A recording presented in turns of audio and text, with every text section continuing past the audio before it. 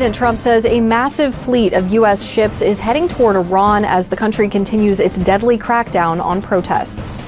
President Trump said a large armada of U.S. warships heads toward Iran, quote, just in case, nearly a month after anti-government protests began in the country. The warning lands like a thunderclap. Make a deal, no nukes, or face something far worse.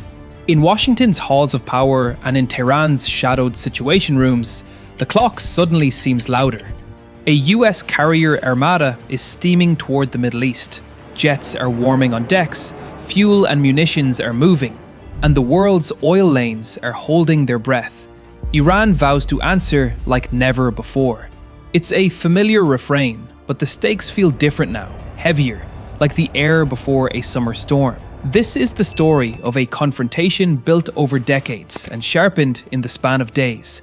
A contest of leverage, nerves, and very real firepower. It begins with a simple ultimatum and spirals outward into everything that makes the US-Iran rivalry so combustible. Nuclear timelines, regional proxy networks, contested skies, and the unblinking eye of global markets. At sea, steel moves with purpose. On land, words draw red lines. Somewhere between them, policy hardens into history. To understand how we arrived here, roll the tape back to the summer of 2025.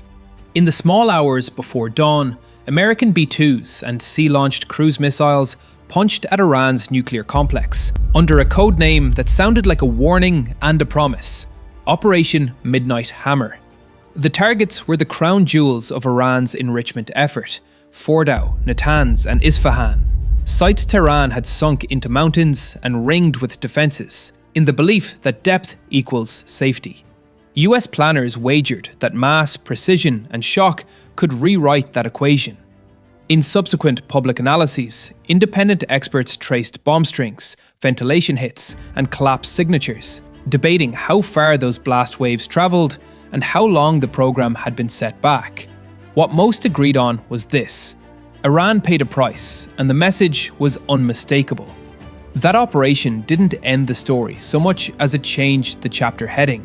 It reset timetables, forced Tehran to reshuffle technicians, and reframed Washington's choices. It also cemented something that matters a lot right now: the precedent that the United States will, if it deems it necessary, reach into Iran's most sensitive military nuclear infrastructure and hit it hard. As a deterrent, it was dramatic. As a cure-all, it wasn't. Even decisive strikes don't negotiate for you. If you're enjoying this video, hit that like and subscribe button right now. Which brings us to the present moment. Over the last 48 hours, the rhetoric has snapped taut. President Donald Trump has warned Iran to accept a deal that forecloses nuclear weapons quickly, or face a military response far worse than what came before. He's also touting a massive armada led by the USS Abraham Lincoln, pushing into the theater with great power, enthusiasm, and purpose. Tehran's answer is layered: defiance, claims of readiness, and carefully phrased openness to fair talks that preserve civilian nuclear rights, all while threatening retaliation against US and allied interests if attacked. This is brinkmanship conducted with a bullhorn, and none of it is theoretical. The carrier group is real, and so is the political pressure. The hardware footprint tells its own story. The Lincoln's arrival signals more than a photo op. It's a flying airfield with strike fighters, electronic warfare platforms, and the tanker plumbing required to keep sorties flowing. Additional destroyers provide missile magazines and air defense umbrellas. Across the region, the US has pre-positioned stealth jets, Patriots, and THAAD batteries, and electronic attack assets that make any opponent's radar picture look like a snowstorm on a broken TV. Analysts are calling it the largest regional buildup since last summer's strikes, a chessboard set up to enable rapid, sustained air operations, with cyber teams and space-based ISR quietly flipping switches in the background. And yet, something else in the diplomatic plumbing has shifted. Arab capitals are drawing their own red lines about how their airspace and territory will be used.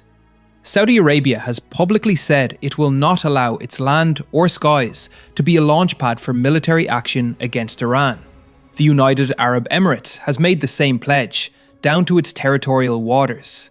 These are not blanket guarantees that the US can't strike. American bombers and naval aviation don't need to fly over Riyadh's street grid to reach coastal Iran, but they do change routing options, basing calculus, and coalition optics. Maps matter. So does momentum. Meanwhile, the wider region rumbles. Yemen's Houthis, never shy about messaging, have threatened new attacks on shipping in the Red Sea corridor if the crisis escalates. A reminder that even talk of strikes ripples into maritime insurance, shipping lanes, and global supply chains. Airlines are adjusting routes, some suspending service on key city pairs. An early tell that commercial risk models are already flashing amber. Markets in the Gulf slid today on the jitters. Oil climbed. It's amazing how quickly geopolitics shows up in your Uber surge pricing. In Tehran, the posture is equal parts steel and theatre. Officials insist they'll answer any limited US strike proportionally and promise, as always, that Iranian sovereignty isn't up for negotiation.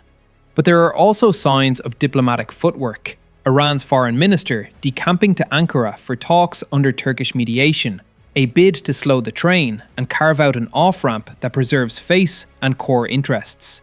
The Turkish gambit, video summits, back-channel assurances, pledges about ceilings on enrichment and caps on missiles won't be easy to sell on either side of this rivalry. But it is a reminder that even when the jets are fueled, there are still conference rooms. Zoom back to the American side of the whiteboard and you see a menu of options, each with costs and bets.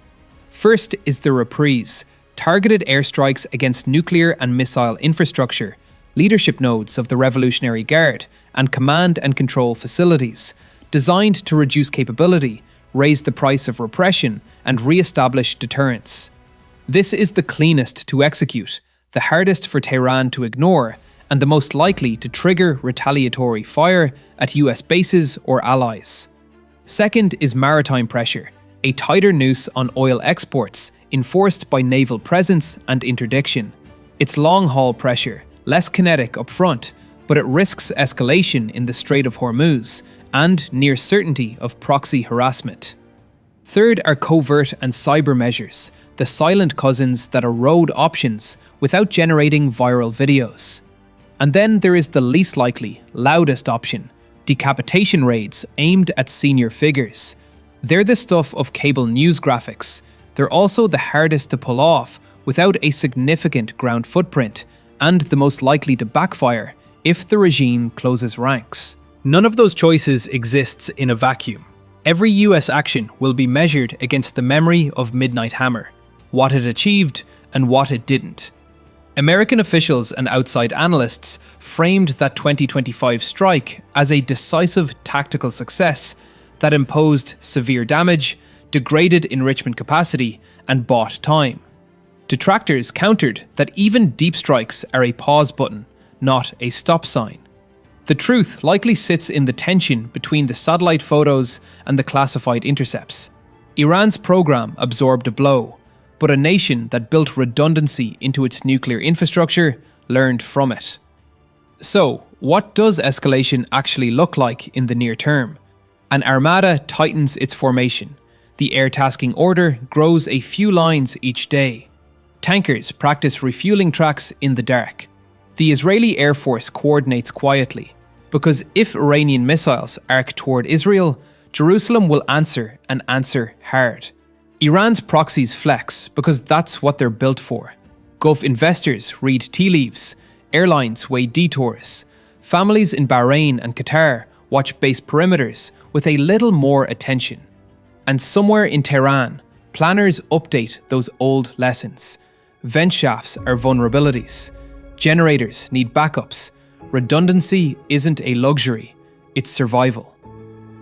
If deterrence works, all of this pushes Tehran away from thresholds while offering a ladder down. If it fails, we'll see the familiar choreography of launch, impact, rebuttal, and aftermath. The waltz no one wants to dance, and everyone practices anyway. But there's a new wrinkle in the political text. Neighboring states are not greenlighting US use of their airspace. That complicates the geometry. Carriers and submarines mitigate some of it. Long-range bombers and stealth jets fill in the rest. Still, even for a superpower, the physics of distance and diplomatic consent matter. Saudi Arabia and the UAE aren't endorsing Tehran's positions. They're hedging against a wildfire. Stability is a regional currency, and no one wants to gamble it away. For Iran, the counterplay set is equally known. Threaten the Strait, lean on the Houthis and other partners to make shipping more expensive, fire a symbolic barrage at a US facility, and claim victory if Washington blinks. The problem is that each of those moves carries blowback. Sink a tanker or kill Americans, and you invite exactly the kind of far worse response now on the table. Go too soft and you look weak at home. Walk the line perfectly and you still risk an accident that rewrites everybody's script. The Middle East has never lacked for accidents. There's another pressure you can't see on a map: time. Every day the Armada steams closer without a deal, and nervous systems get twitchier. Markets price risk. A stray drone becomes an international incident. The administration's hard public line raises the political costs of restraint. Tehran's martial rhetoric raises the cost of concessions. This is why veteran diplomats keep muttering that the last, best moments to de-escalate tend to look like nothing is happening. If this ends quietly, it will be because phone calls he'll never read about did their work. And yet, the military reality remains stark. If the United States decides to punch, it has the means and the practice. The Lincoln's Air Wing, strike fighters with deep magazines, growlers to blind radars, and ISR pods to keep the picture coherent, can grind down defenses. THAAD and Patriot arrays knit together a shield for bases and ports. Long-range assets out of theatre can play as needed. The goal wouldn't be conquest, it would be leverage. The risk wouldn't be capability, it would be what comes after the last jet traps at midnight.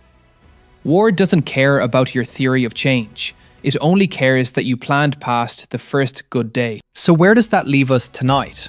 On a knife's edge, backed by precedent and sharpened by new constraints. On one side, a negotiated reset that trades verifiable limits for economic oxygen and a fragile calm.